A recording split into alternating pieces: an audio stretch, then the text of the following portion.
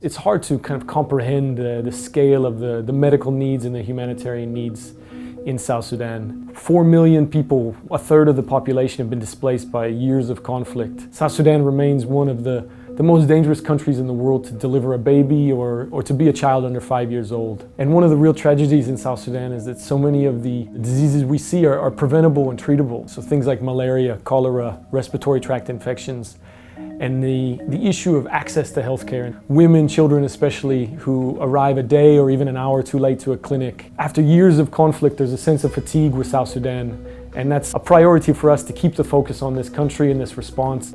MSF runs 16 projects across South Sudan, and we run everything from big-scale hospitals to mobile clinics. It's emergency responses and it's long-term needs. It's everything from cholera and malaria to snake bites. It's really the needs that drive our priorities and push us to where the people are. So it's looking for creative, innovative solutions surrounding Old Fangak. It was an area where people have sought refuge, displaced by the conflict, and in the rainy season it becomes one of the largest swamps in the world, but it's where the people feel safe.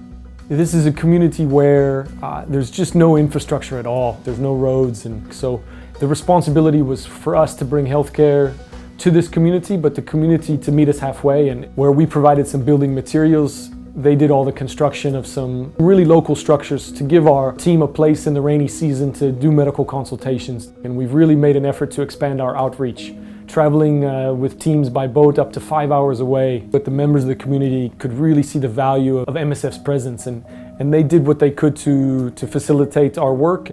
The MSF response in South Sudan is one of our biggest programs globally, and we employ 3,500 South Sudanese staff, and 90% of our team is South Sudanese. So working with our colleagues to train, build capacity for the long term is always a priority. Whether it's day-to-day bedside training with each individual patient on taking vital signs and prescribing medication, or some of the longer term initiatives that we have. We've started to implement a point of care ultrasound training within our teams, giving skills to our South Sudanese doctors and clinical officers, our nurses and midwives to diagnose certain diseases and conditions. That technology is being used in some remote areas where you wouldn't normally find a high-tech option like the point-of-care ultrasound. So despite what can feel like endless medical needs across the country in a humanitarian situation that doesn't show any sign of improving, our South Sudanese staff are taking on more key leadership positions and passing on the training to kind of the next generation of staff coming through. And that does give me a sense of optimism for the future.